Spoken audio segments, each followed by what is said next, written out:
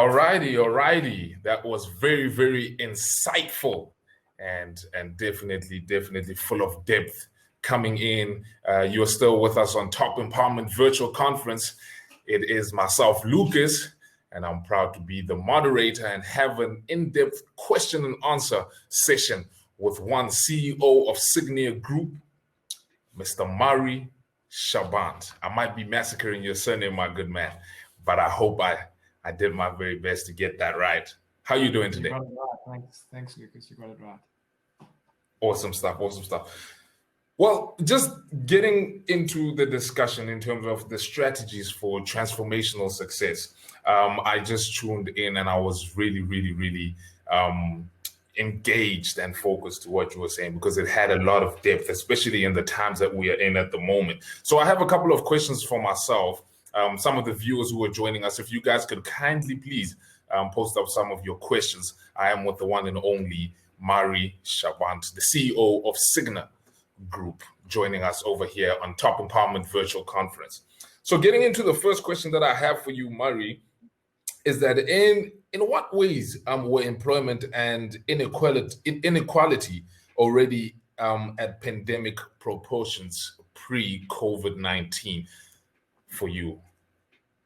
Yeah, well, I think, Lucas, it's well known that our unemployment stats are running anything from 30% plus. And in the last sort of 4 months, depending on who you ask, we've lost over 1 million, and some people are saying up to 3 million jobs in the last 4 months with COVID. So you cannot have a sustainable, stable society where 40-50% of the population, of the working population, are out of work.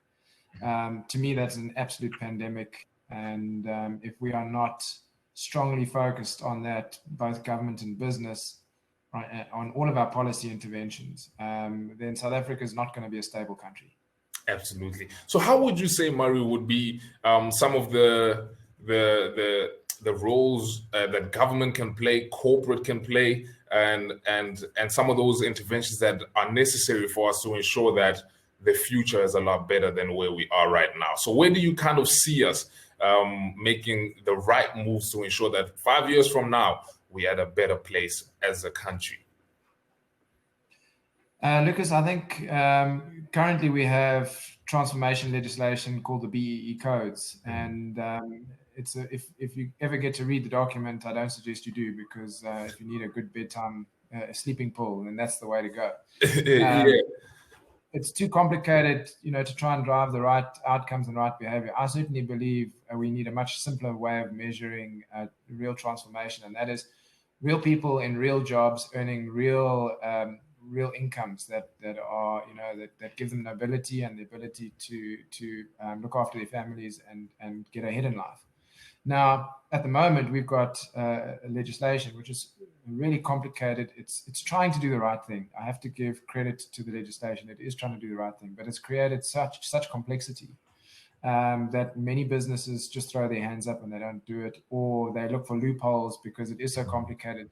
The more complicated you make something, the more loopholes you create. And so, but if we could incentivize businesses, between now and in the next 5 years, certainly businesses working with government, working with policy, to keep people in jobs. And I know the world is changing.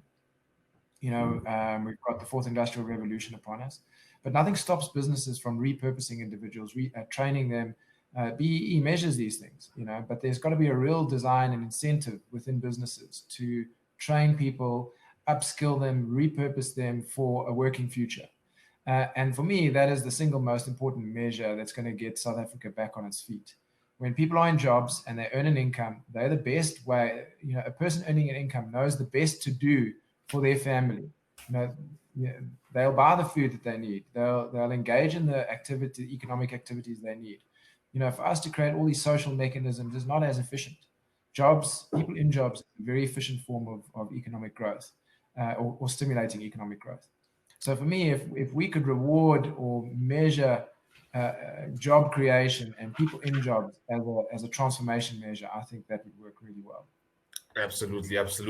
It goes without saying, some of our best people need to be incentivized so that we continue to get some of the best service, the best products, and the best labor. That is absolutely true. If you're just joining us now, I am talking to the CEO of Signa Group, Mr. Murray Chabant. So you can post your questions on the side, and I'm going to try my utmost best to ensure that some of those questions are put in forward to him.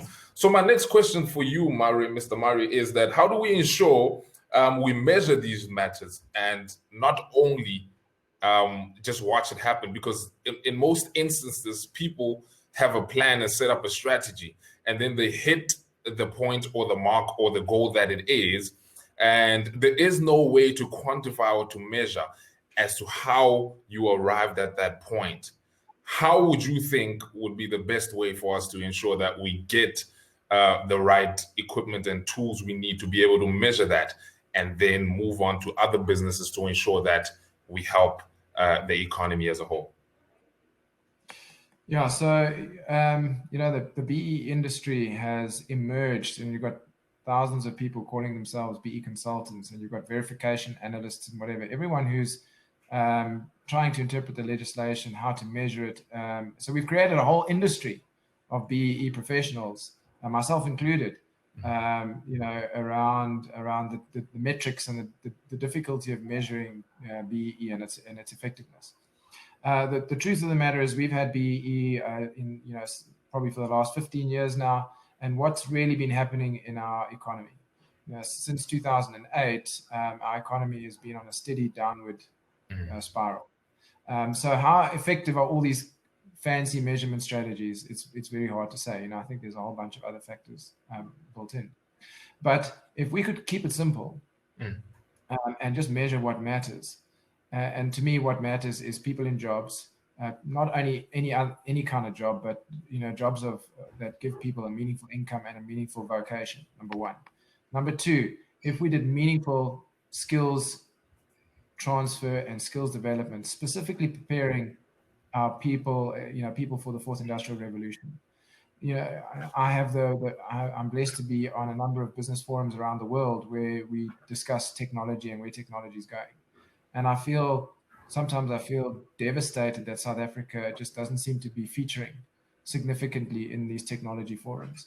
And certainly not for the bulk of our employees. Just getting to work every day is a challenge, and we're not even contemplating, a digital workforce and enabling our people that way. So the question Maxine asked is, is South Africa already doing too much upskilling? Well, in my view, the answer is no. If we compare South Africa to countries like, let's say, Germany, for instance, the quantum spent on education in Germany is around 9%. So 9% of payroll is directed towards skills development. In South Africa, the BE codes have downgraded from 6% to 3.5% of payroll to be spent on skills development, with another 2.5% being spent on bursaries for tertiary education. So, South Africa is still lagging in terms of the quantum spent on skills development. We also spend more than any other country, almost any other country per capita in the world, on basic education. So that's and yet half the people coming out of grade 12 cannot read and cannot do simple mathematics. So there are other fundamental structural problems going on. And to me, it always boils down to one thing: leadership. If you get real strong, clear leadership that has a strong, clear mandate, we can get these things done and sorted and fixed. And if leaders don't step up, leaders in business and leaders in government, and take accountability for this, we'll be here in another 5 years and further behind the Chinas of this world or the Indias of this world. Absolutely. So how would you say you would like to see that accountability happen, in terms of if the leaders we rely on so much don't stand up and do what they're supposed to do? What would you like to see happen in that regard? That's a very good question, and you're putting me on the spot, Lucas, because actually it's just occurred to me right now that as the CEO of my business, I'm required to sign off, for instance, on our employment equity compliance. And I would like to see that kind of account, and also on our occupational health and safety compliance. So, if something happens in our organization, let's say someone gets hurt or killed on duty, I'm the responsible person. I'm the one who's accountable, because I'm the one who should have taken the initiative to make sure that our people were protected. I'd like to see that happening around transformation. I'd like to see CEOs like me say, I'm going to put a stake in the ground. This is what we're going to do as an organization. This is what I'm going to undertake as an individual, as a leader, to say, this is what I stand for. And it'll be really interesting to see how personal declarations of leaders in businesses feature.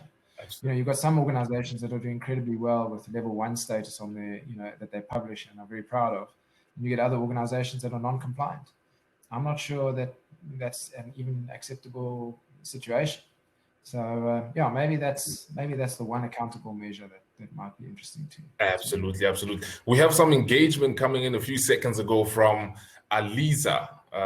She says, "Hi Murray, please can you give a bit more information about the S12J investment fund and how it works?" I would like to also encourage everybody else who does have questions to put up your questions up live.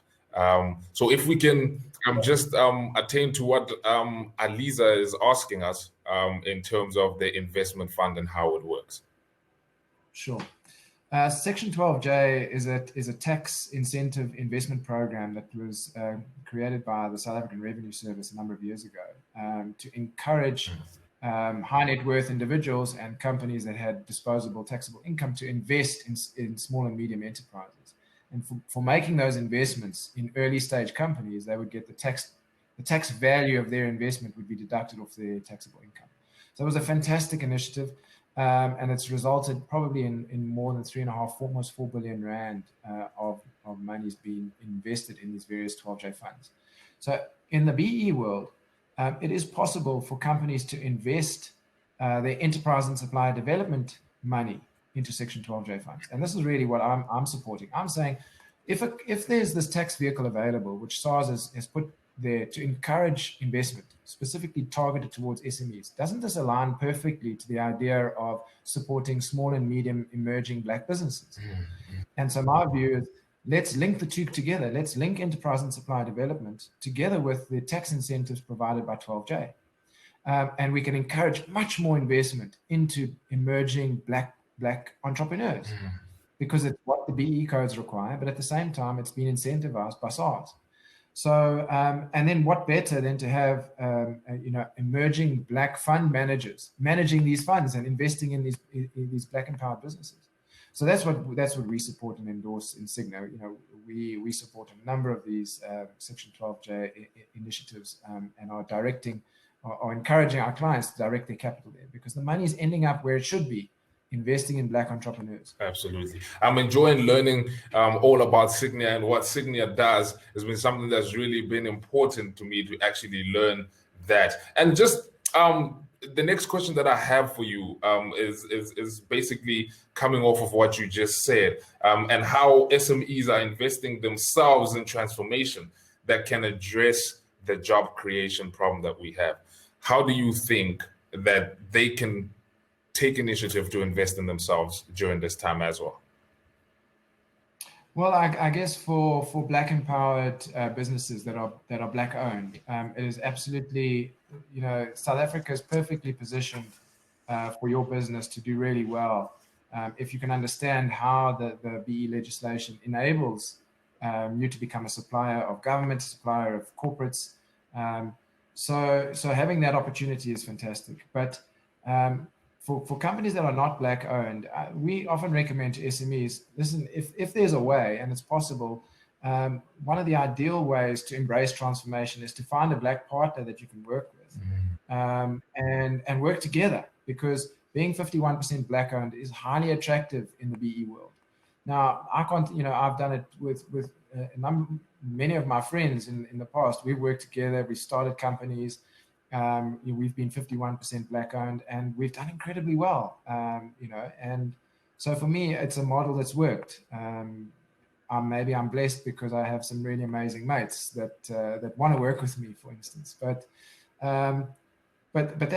isn't that the sort of South African transformation story that we all wish for, that people working together, achieving economic growth together. And the BE legislation encourages that. For some, it's not possible. That there's so many issues at stake.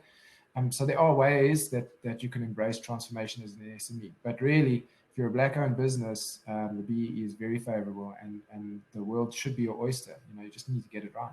Absolutely. If you're just joining us again, I am having a chat, a question and answer session with Murray Chabant, the CEO of Signa Group. I must also include and add that he is an award-winning transformation and BEE solutions group. So it's a pleasure to have Mr. Murray here. Just don't hesitate to put your questions on the side if you have any questions during this discussion. I'm going to try and get as much as I can during the time that I have, the little time that I have with Mr. Murray, which I'm sure he would want to take off into other projects that he has lined up for today. So just moving on to my next question that I have for you. What are the most vital strategies for transformation success that we need to implement now during COVID-19? What would you think those are some of the strategies that we need to do, according to you? Sure. Yeah, Lucas, that's really tough. For me, the absolutely number one thing is keep your people in jobs. And for some companies, that's going to be really hard. They are facing some fairly severe realities. And if you can't keep them in jobs, repurpose them by upskilling them to be able to work in the future. We know where the world is going with technology, so take the opportunity to repurpose your people, and you can get the transformation recognition for your skills development. Companies get skills development recognition for training unemployed people. They get skills development they get BE recognition if they put young youth onto the YES program. So for me, those are the absolute right now. If you can do that, you're going to be doing South Africa a service and those people a service. Because right now, jobs is everything, and what COVID is doing to the global job market it's going to be felt for many years to come. And let's hope South African companies can take that one thing on board. It's like, we're going to do everything we can to preserve jobs or repurpose people so they can find work. Absolutely. So we have some questions coming in from Gabby Gonzalez, asking a question, saying, first of all, that thank you for your talk, and that her question is, or rather that there is a lot of negativity and resentment towards our country. Do you think economic upliftment is one of the key ways to encourage patriotism? Yeah, I think I absolutely do. We had political freedom about 25 years ago. We received political freedom, but I don't believe we got economic freedom. And until that is really addressed, people are going to feel that they don't belong to this country. Yeah. And that's just the reality. Until we achieve economic emancipation, then patriotism is going to be very low on the radar. And the amazing thing for me is it creates a self-fulfilling prophecy. There's a self-fulfilling prophecy here. If you get someone in a job, they start becoming more positive. And their activity, economic activity, drives more economic activity. And so it goes on. If someone loses a job, exactly the opposite happens. Firstly, they feel despondent. Then their circle around them gets despondent, and then it drags everyone down. So again, for me, the imperative is, if we want to build a patriotic society where people can get on with each other and get on with life, let's get them working. Let's get them earning an income that is meaningful, that's going to drive the activity. And I believe every policy, BE policy, government policy, needs to be focused in this area. And if we do that for the next 10 years and get our unemployment rates right down, you're going to see this is going to be the most patriotic, unbelievable rainbow nation that you can imagine. Absolutely. I mean, it goes without saying, if corporate business as well as government come together to assist one another with different other sectors as well, the public sector and so forth, it would definitely be of some great improvement in terms of our economy. So just one more question. For you, Mr. Murray, what changes do you think we can expect in terms of the economic upliftment and through the organized community development programs that are currently available? Yeah, so there's a lot of good work happening out in the marketplace all over. There's a lot of really good NGOs out there. Government is doing a lot in the social development space. And I think COVID has created an emergency situation which will require emergency measures. But if you're asking from a more longer term perspective, I think the idea that the focus around social development, really around building people with future skills, to me is the key to unlock everything. Because if we start young, if we start with kids at school, and we build into the curriculum and with success, it can't just be lip service, but with success, kids or young people that can come out of school who know how to code, who know how to do data analytics, who know how to create websites, who know how to manage information systems, and all of the security around.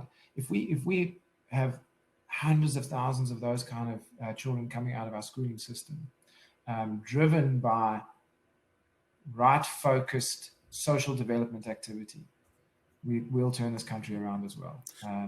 So I believe focusing on skills, the BE legislation, I feel has lost the way a little bit, because it's trying to focus on creating economic activity. I understand why, but for me, the step before economic activity is creating the skill sets that are able to drive economic activity.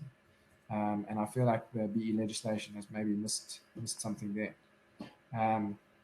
So that's really where want to see the focus. Absolutely. Oh my goodness, that's been a very, very informative session with you. I couldn't have asked for a much better question and answer session, to be honest with you. It's been very insightful, and it goes without saying that we have to start adjusting and becoming as multidimensional as we possibly can, as well as incorporating some of those curriculums at school. Would you say it's safe to say that something has to change within our education system for us to be prepared for that change, to start off over there? Would you think, just on one of our final questions, just to ask you that? Yeah, so Lucas, everyone knows the problems in our education system. Yeah. Okay. Not many people want to talk about one of the biggest problems, which is the lack of training and development of our teachers. Teaching became a place where you could get a job to earn an income, and it lost the vocational passion of why people would teach. And I think getting the vocational passion of teaching back would make a huge difference. But we need to equip our teachers to be able to teach for the future. And I think so if there was one thing that we had to address, it would be, I would focus on the quality of the upskilling of our teachers. And if we get that right, you'll find that the children are amazing. They don't need much. They just need a good teacher. They just need a good teacher. And they will be amazing. So, if we can fix our teachers, we'll fix our children, and we'll fix our schools. And then you'll see this country will be on a massive upward trajectory. Absolutely. Well, we've gone a little bit over our time, but it's due to the fact that the information we're getting and your viewpoints and some of the work that Signa Group has been doing has been fantastic. We really, really, really do thank you. And it's been an honor for me to be the moderator and speak to you with regards to this session. This was the one and only Mr. Murray Chabant, the CEO of Signa Group, and he was joining us on the Top Empowerment Virtual Conference. Thank you so much for joining us once again, Mr. Murray. We wish you a very, very beautiful afternoon indeed. Thank you. And good luck with the rest of your conference. Thank you. Awesome stuff. Thank you so much.